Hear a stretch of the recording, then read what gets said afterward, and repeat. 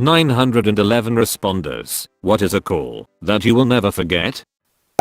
My first cardiac arrest call. An old lady had woken up to her husband not breathing. He'd passed at some point during the night it seems, but all I was given at the start of the call was that he wasn't breathing, so I launched into CPR instructions. They lived out of town, so it took the ambulance crew about 25 minutes to get out to them. There was nothing crazy about the call and I've dealt with way more traumatic calls in the 2 years since, but at some point during the call, she realized he was gone, and you could hear it in her voice. That shift in tone is what sticks with me.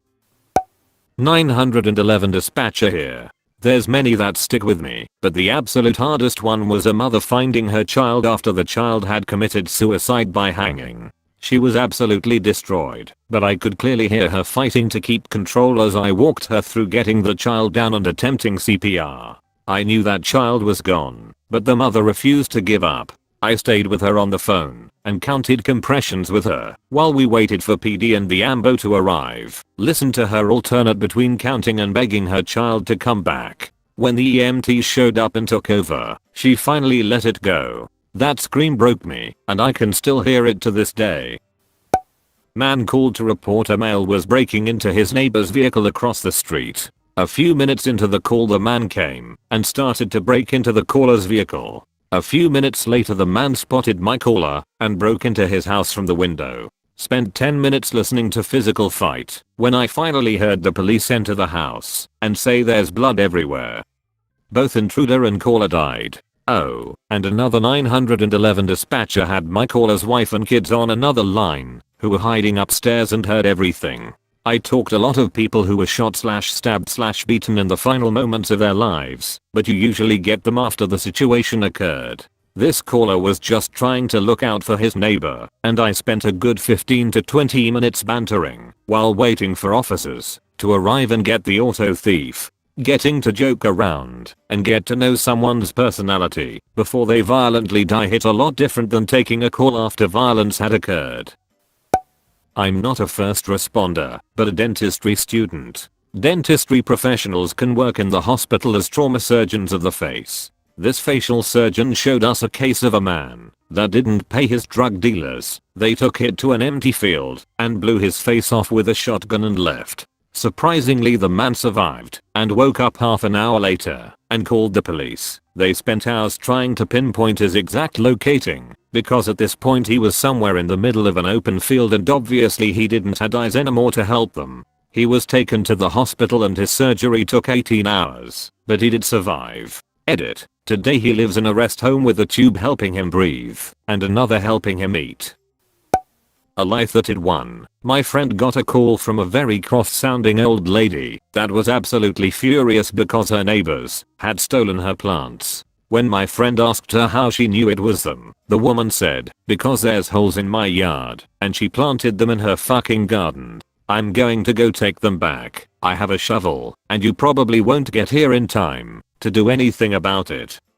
Thank goodness it was a slow day, because my friend had to stay on the line for at least 15 minutes to convince her to wait for a cop to come by and talk to her neighbors for her. Volunteer firefighter in Europe. Some summers ago we were called as first responders to a motorcycle accident. When we arrived the cyclist was obviously badly hurt after crashing in a car.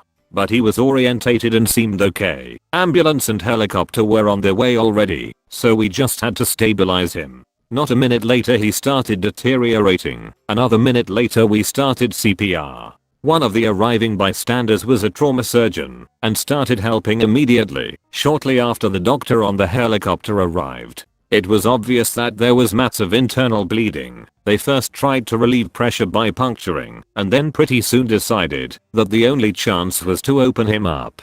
So they managed a clamshell thoracotomy in the middle of the street, and one started to give the heart direct compressions. The bleeding was massive, and they discovered that there was aortic rupture. The blood loss was too extreme, and he died there. Still to this day I have to drive slowly when I pass by that stretch of road.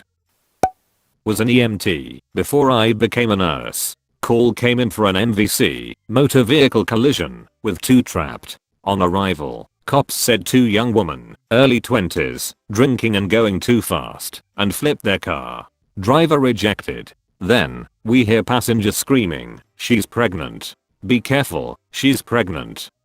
Jaws hit the floor as the smell of alcohol on both them, and their car was overwhelming. We wanted to airlift the driver, but medic on scene said no. She had fractured literally almost every bone in her body. Open, compound fracture of tibia/fibula, 2 bones lower leg and fractured femurs.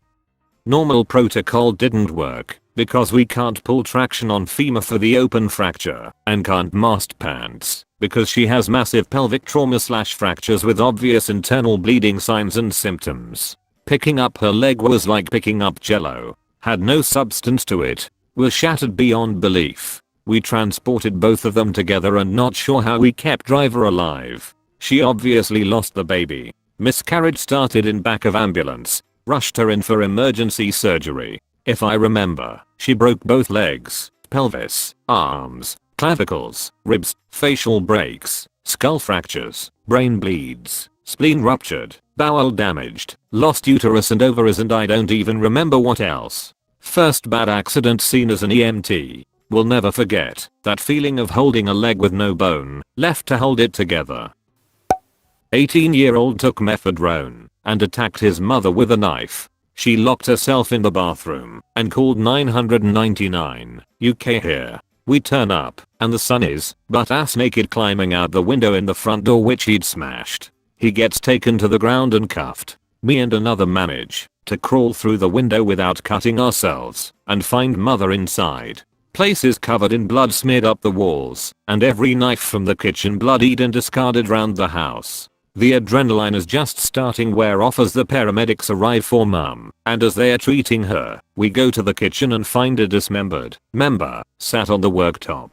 Turns out the kid had cut his own penis off after his mum locked herself in the bathroom. If you Google meow meow, slang name for methadone, one of the first results is an article about this call in Rolling Stone magazine, although they say he was hanging out the bedroom window and he wasn't. But yeah, I will never forget holding a penis that was not attached to somebody. Not having to utter the words "whose penis is this?" Does he have a penis? And wait, don't forget his penis. The ambulance almost left with him while we still had it in the house. Someone called stating they had seen a man on a small island on the lake hours ago, but now the man was gone and his boat is still out there. An older woman called in a half hour later stating her husband had gone missing. He was last seen taking his boat out on the lake sometime overnight. The increasing tension in her voice as she noticed sheriff's deputies were already dredging the lake was something else. She was calm, but clearly actively dealing with the fact her husband was likely dead. They found his body not long after I hung up with her. Sometimes it's the people screaming that get to you. Sometimes it's the quiet acceptance of a horrible truth that stays with you longer. I wasn't going to post, but the stories now make me want to. I work in maritime search and rescue. I was fairly new at my job and the area is quite large that we are in charge of. I had just showed up maybe a month prior, still learning the area. We get a call that 2 smaller private planes had collided mid-air. It was a horrible day. In total there were 19 people. We only found 12 people. 8 were deceased, and out of the rest who survived, to later to pass due to complications on the way to the hospitals. Anyone that survived was a miracle to say the least. This was almost a year ago, and we still get reports that parts of the plane are washing ashore. Man blew his face off with a shotgun. Wasn't dead yet. Scary shit. Also, a couple weeks ago I responded to a woman in labor. Get on scene. She had just delivered. She was naked and holding the baby with the cord still coming out of her vagina. She was high as hell and trying to shoot up one last time before she went with us, with her bloodstream still feeding the baby through the cord.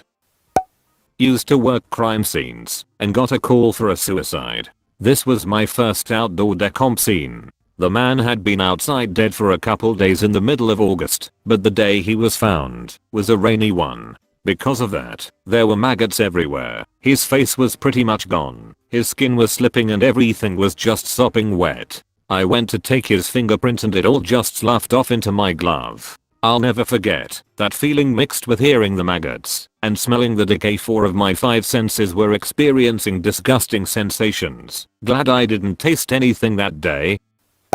Memorial Day, 1989. FF/EMT at the time. Call dispatched as a car into a telephone pole. When we got there, I couldn't believe the carnage. A RHS student had been given a muscle car as a birthday present. The police later estimated he was going over 90 miles per hour when he hit the pole head on. Patient's right femur was about 6 inches long, his patella almost touching his pelvis. The entire long bone had compressed like an accordion. He had other multiple injuries. Took us 2 hours to cut him out of the car. The medics were pumping him so full of drugs. To maintain his blood pressure they started to openly worry that they might fuck his kidneys up.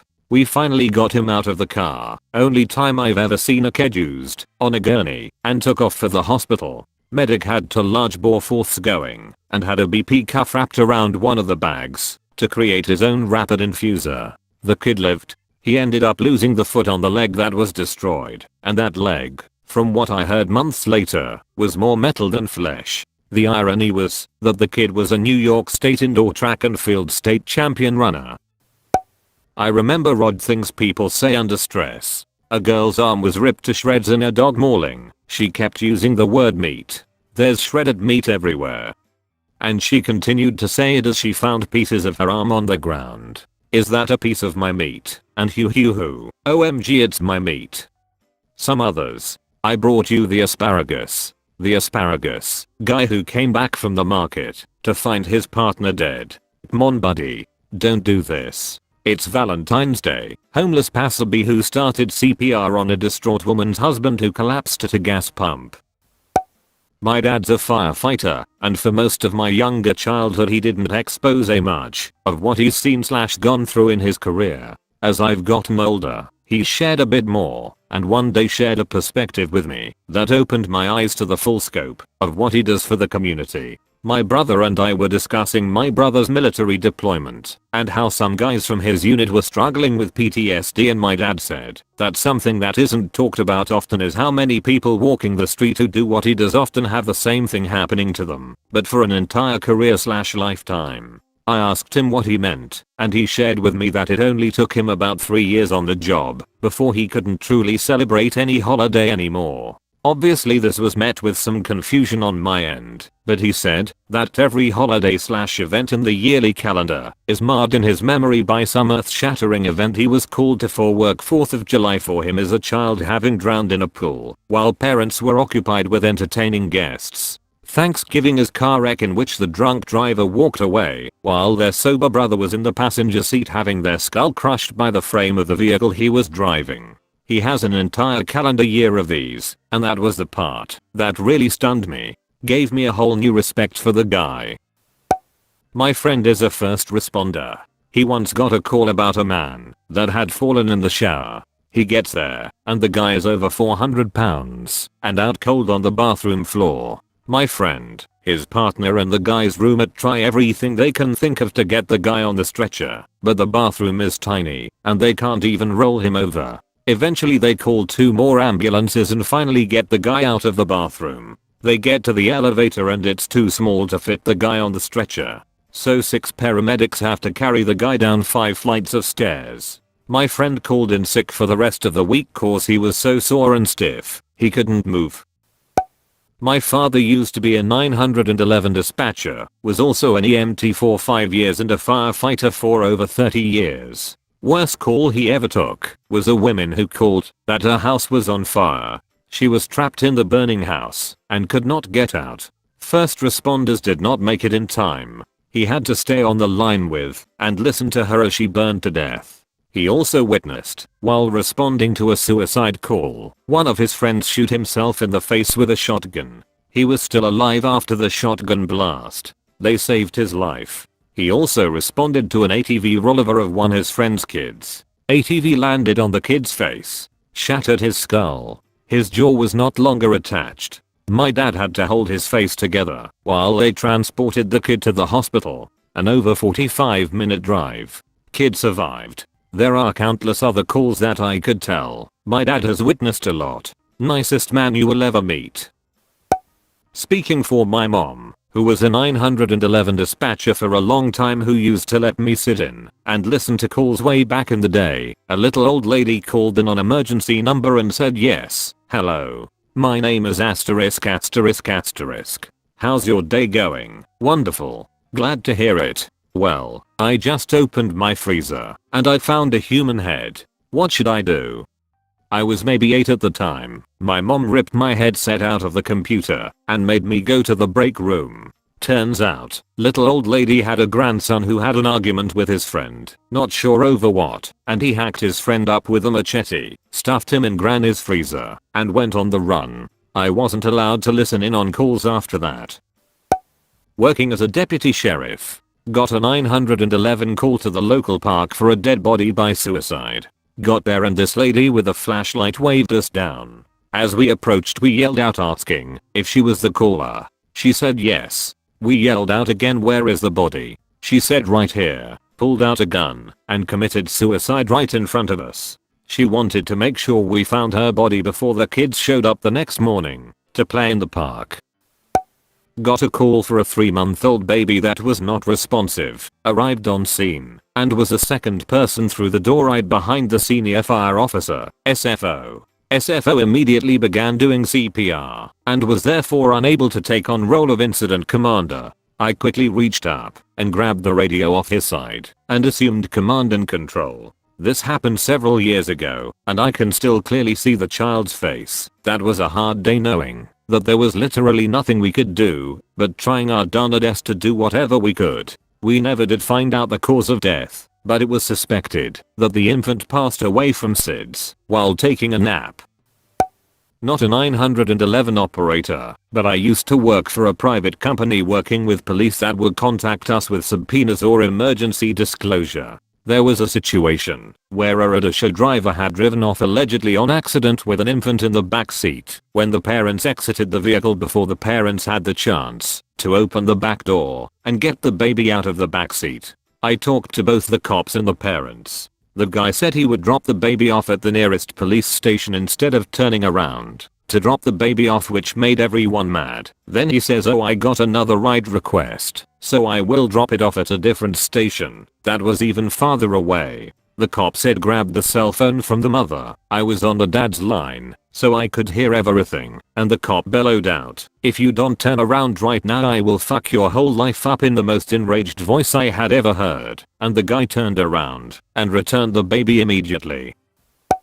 I'm a 911 operator. The hardest call I've ever gotten was a 7-year-old boy who drowned at the local lake/beach we had in town. He was in the state's custody and his sister had took him and his maybe 5-year-old brother out for the day to spend time together. The boy was in the water and all of a sudden the sister couldn't find him. A bystander called 911 while she ran into the water to find the boy. I ordered the caller to get all the children out of the water and to have all the adults get in, form a line, and start searching for the boy. I stayed on the line until the fire department got there, and they found the boy about 10 minutes later, so about 15 to 20 minutes after the initial call. They were able to get a pulse when in the ambulance and drove to the hospital. He was later pronounced dead that night and the hospital called us to let us know, which usually never happens. I was 19 years old, and I had a 7-year-old brother. I held it together, but as soon as I got into my car after my shift I cried so hard. All I could imagine was that it could have been my brother, and I never get emotional on my calls.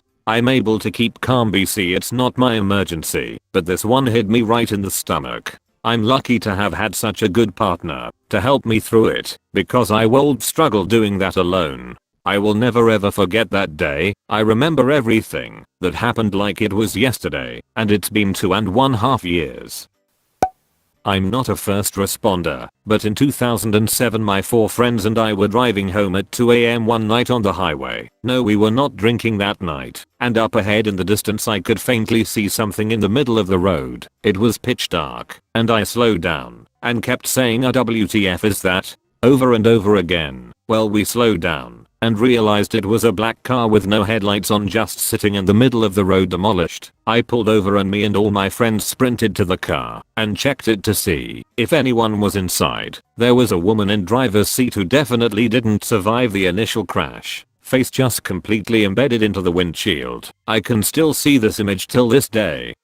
And we were looking as fast as we could because we were in the middle of I-95 and thankfully no other cars had come by. We heard a child faintly crying and my friend looks in the back seat and sees there is a child in a car seat who didn't look injured. So we tried to open the door and it wouldn't fully open due to the damage to the car. So we all had to pull at this door to get it open, and let me tell ya, as easy as it sounds, that was no easy task for 4 18-year-old kids. But eventually we got it open just enough to get in there and pull the child out. We get to the side of the road and in the blink of an eye a semi comes full speed and pulverizes the car and drags it about 100 feet before coming to a complete stop. We called the state police and they came 15 minutes later and we waited with the child until they came and questioned us. We were called heroes by all the officers. Later investigations revealed that she came around the turn too fast and hit the guardrail and died on impact.